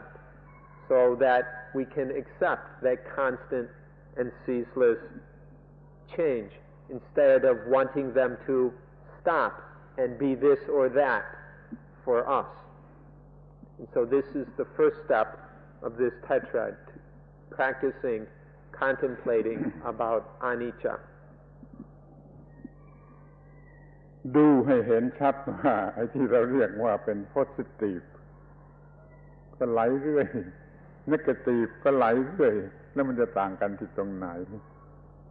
เมื่อเป็นอย่างนี้เราก็ไม่ไปหลงรัก positive หรือไม่ไปหลงเกลียด negative เราก็อยู่ตรงกลางแล้วก็เป็นอิสระได้ดังนั้นจึงไม่มี positive และ negative เนี่ย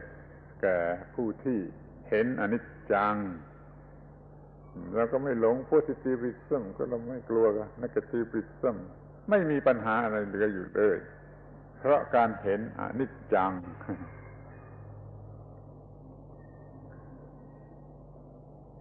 Even the positive is ceaselessly flowing, and the negative is constantly changing as well. So where's the difference between the two? Both the positive and the negative are constantly flowing. So we don't indulge in these. We don't get caught up in them. We just stay in the middle,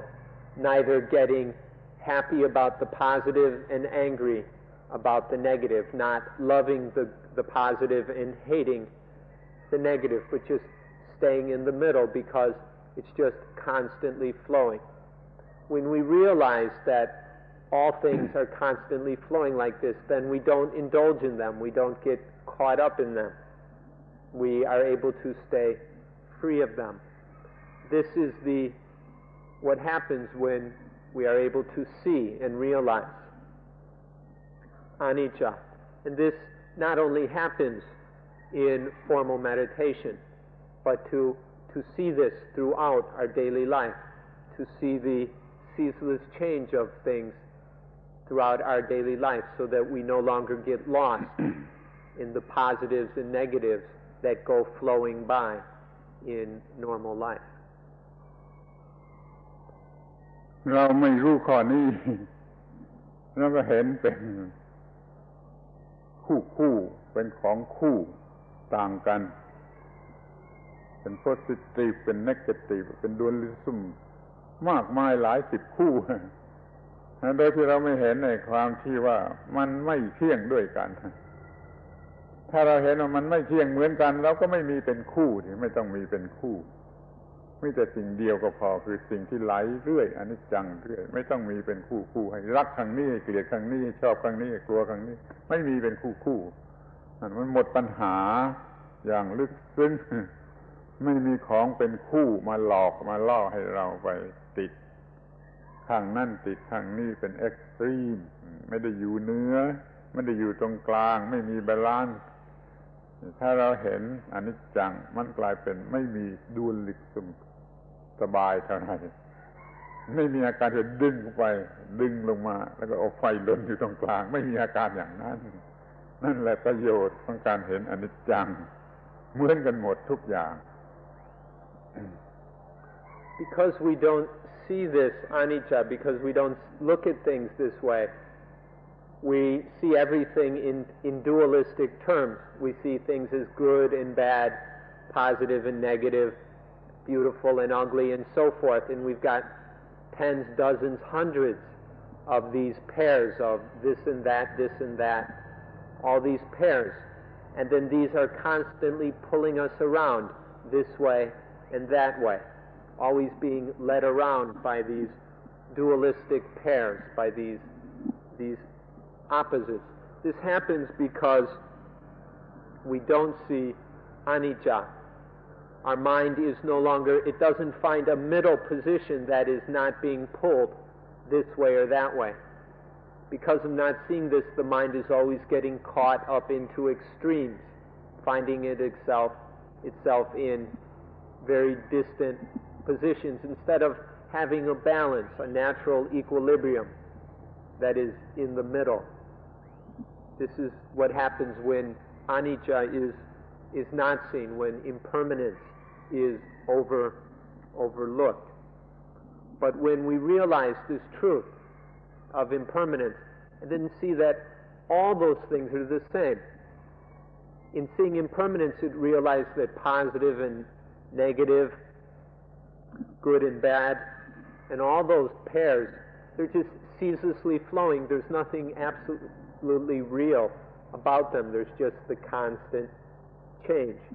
And when the mind sees this, then it's no longer getting pulled apart by all these dualities. It's no longer like being pulled in one direction by the neck, in the other direction by the feet, and then scorched by fires around the middle. And when all this pulling and burning ends, just think how joyful that is, how peaceful, how nice that is, to be free of all that pulling and tugging. This is the benefit, the result of realizing anicca, impermanence, to no longer be pulled apart by dualities. ข้อที่หนึ่งเห็นอนิจจังของทุกสิ่ง compounded thing ทุกสิ่ง phenomena ทุกสิ่งเป็นอนิจจัง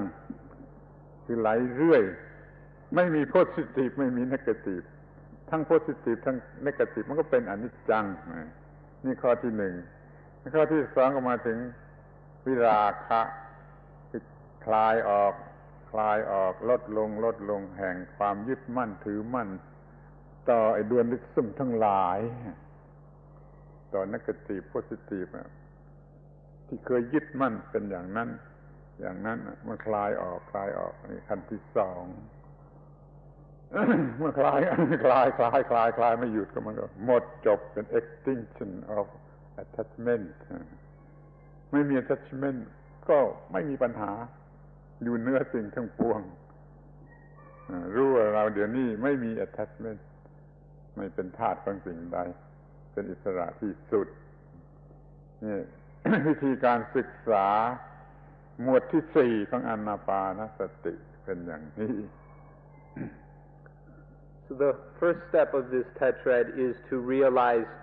impermanence, and then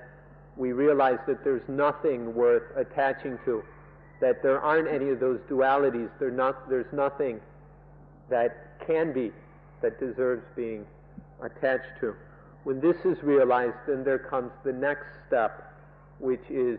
viraka, or the fading away, or the unattaching.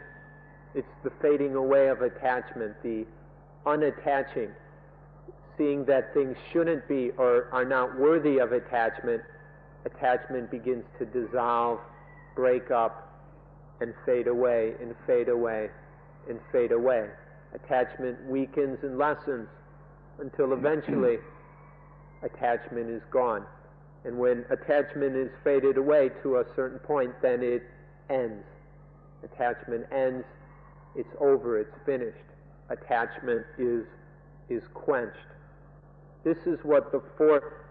tetrad is about. Realizing impermanence,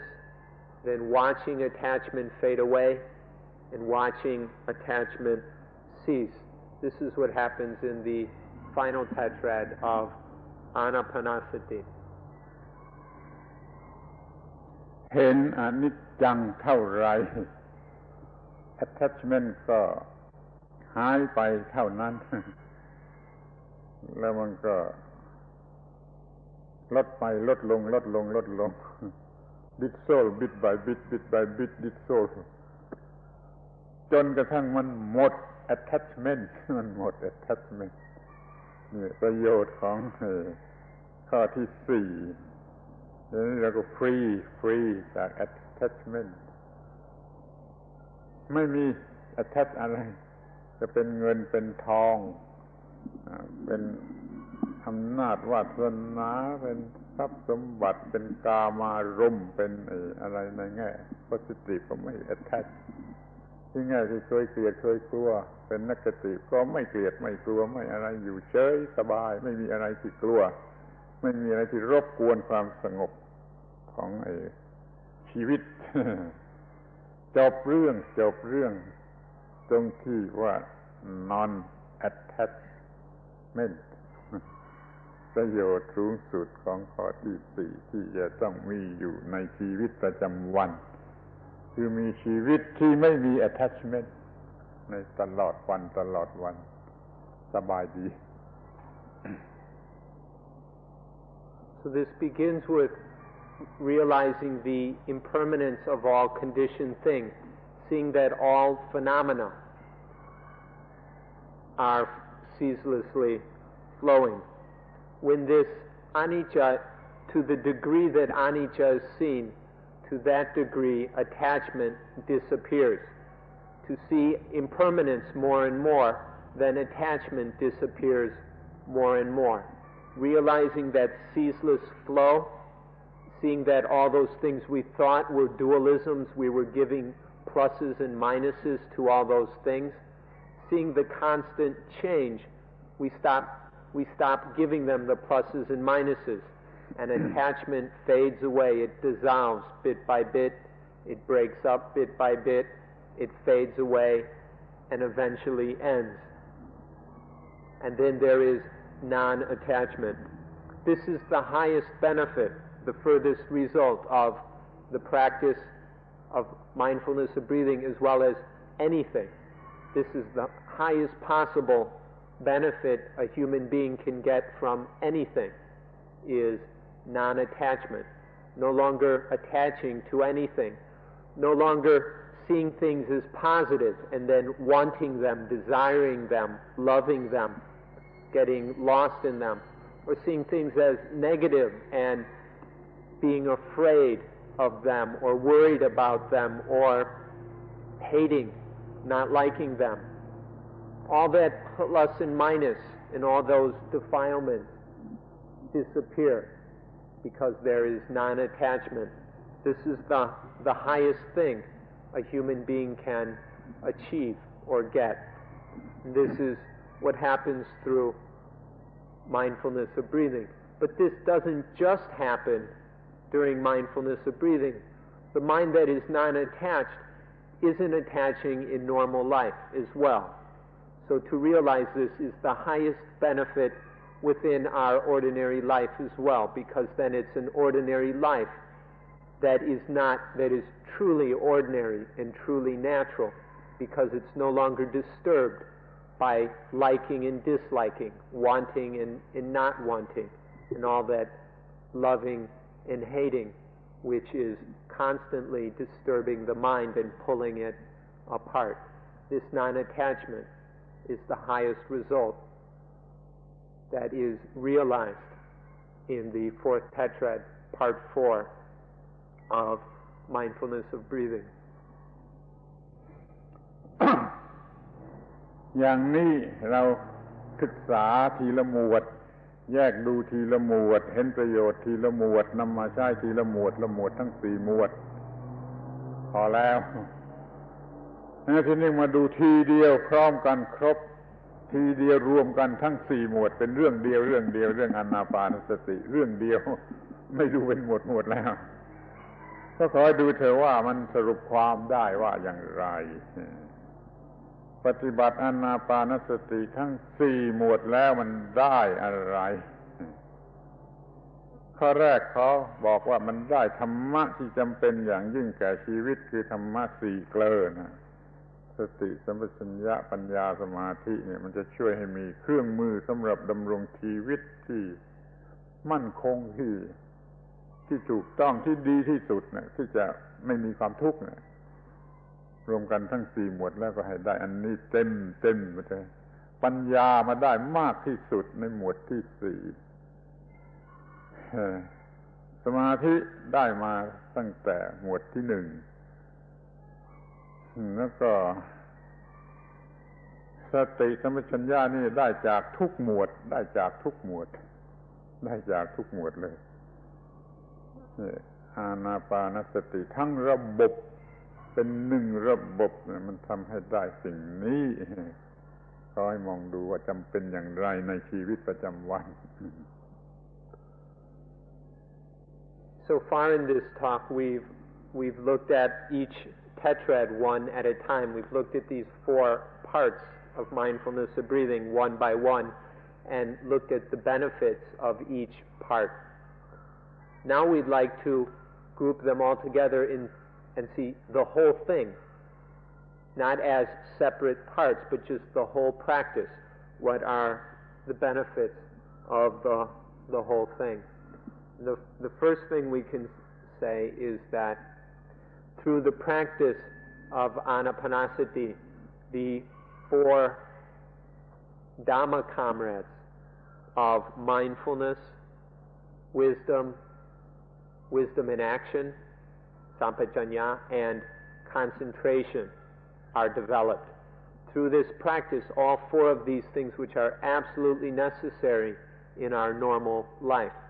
Because these aren't fully developed, we have all kinds of problems in our normal life and make all kinds of mistakes. But when these are sufficiently developed, then we don't have those problems anymore. These 4 are developed through Anapanasati. Wisdom is perfected in the 4th tetrad, in especially the highest wisdom of non-attachment. This is perfected in the 4th tetrad. Concentration is especially developed in the 1st tetrad, but then it is further refined after that. Mindfulness, sati, and sampajanya, ready comprehension, are developed throughout, in every tetrad and in every step. But in the practice as a whole, you can see how all 4 of these are developed, are perfected, and then we can use them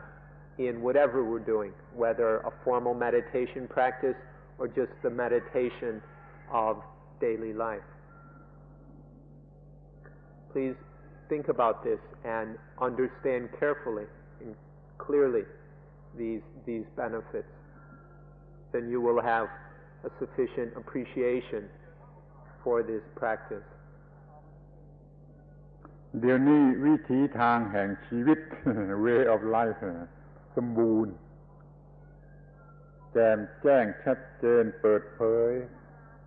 แก่เราทั้งทางกายทั้งทางจิตทั้งทางวิญญาณ spiritualism ทั้ง3ทางทางกายทางจิตทางวิญญาณครบถ้วนหลังจากประสบความสำเร็จในอานาปานสติทั้ง4ขั้นนี่ข้อหนึ่ง Next, the way of life is absolutely clear, bright, apparent, and obvious. The way of life, both physically, mentally, and spiritually. These 3 aspects of the way or the technique, the way of life or the technique of living, the art of living. This is completely open, obvious, and clear. This is the second benefit of the whole practice. ก็จะมีการกระทำการงานในทางโลกนี่ก็ดีในทางธรรมในทางศาสนาก็ดี มันก็ดีทั้งสองอย่างนี่เพราะว่ามีความรู้ครบถ้วนเพียงพอในอานาปานสติทั้งสี่หมวด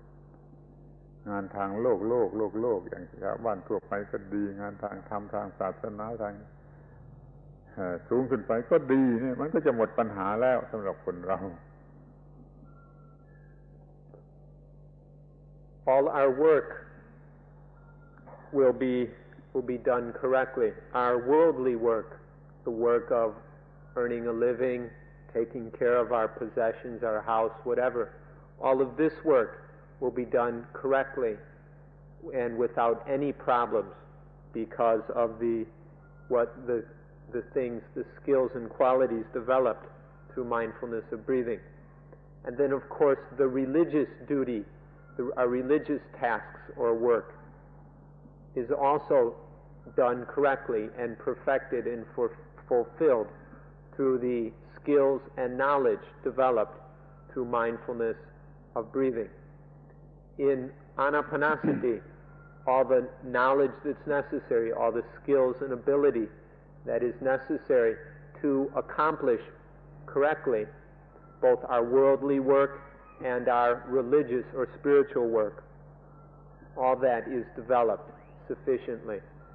And so there are no problems in when we go about both our worldly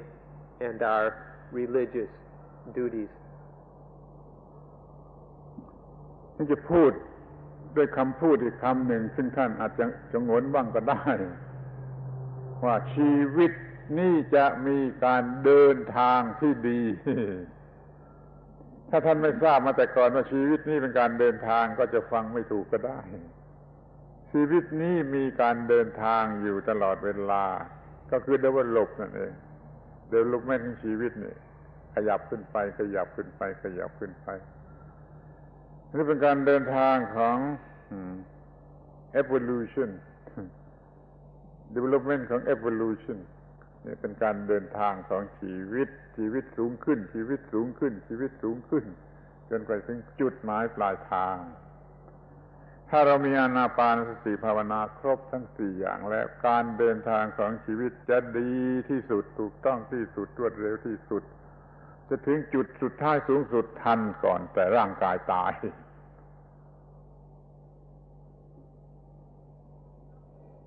Also, our life will have the correct เดินทาง ถูกต้อง Life will be traveling correctly or walking, following its path correctly. You may not have realized this before, but life is following a path. Life is a traveling, a walking along a way or a path. Though you may not have realized this, this is the way it is. In life, there is a constant development. Life is developing, moving onward, lifting up further and further and further. There's this development in life, or this following of a path. Or we can see it as an evolution of life. Life is constantly evolving. All that constant change can be an evolution towards the goal of life, the highest thing which man can achieve, women as well. This will be correct and proper through the fulfilling the four tetrads of mindfulness of breathing. If all four tetrads are practiced fully and correctly, then life will be following the right path, and it will follow the path correctly, successfully, and efficiently, so that the goal of life will be achieved before the body dies. This is very important. Through practicing the four tetrads correctly and perfecting them, then life will travel along, will follow its path to the goal of life and reach the goal of life before the body dies. ทีนี้ดีไปกว่านั้นก็ว่าในขณะที่เดินทางแล้วมีความสุขด้วยมีความสุขด้วยตลอดเวลาที่เดินทางถ้าปฏิบัติอย่างถูกต้องอยู่ในอานาปานสติทั้งชุดทั้งหมวดทั้ง4หมวดนี้แล้วมีความสุขพร้อมกันไปกับที่ชีวิตเดินทางไปสู่จุดหมายปลายทางเราได้ชีวิตใหม่ที่แท้จริงตลอดเวลานี่พอแล้วไม่มีอะไรมากกว่านี้แล้วประโยชน์จากการใช้ให้เป็นประโยชน์ในอานาปานสติขอยุติการบรรยายในวันนี้ขอบใจท่านที่เป็นผู้ฟังที่ดีตั้ง2 ชั่วโมงพอแล้ว Even better than that, while we're traveling along the way of life, while following the way of life, we're happy. It's not just following this way, but there's joyfulness in following the way of life. This is the result of correctly practicing the four tetrads of Anapanasati. Not only is there the correct walking in developing and evolving of life,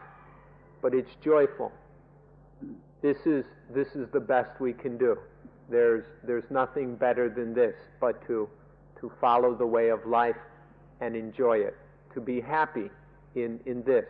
not need to look for happiness in anything else, but following the way of life in reaching the highest thing that a human being can achieve. This is the best there is. There's nothing better than that. And this is the ultimate benefit of Anapanasati, and it applies not only to formal practice but just to all of life. These benefits are realized while breathing in and out throughout the day. So this is the best we can do, and we'll enjoy it. And so on this note we'll end today's talk, and we'd also like you to thank you for being very, very good and patient listeners for this 2-hour talk. Thank you very much.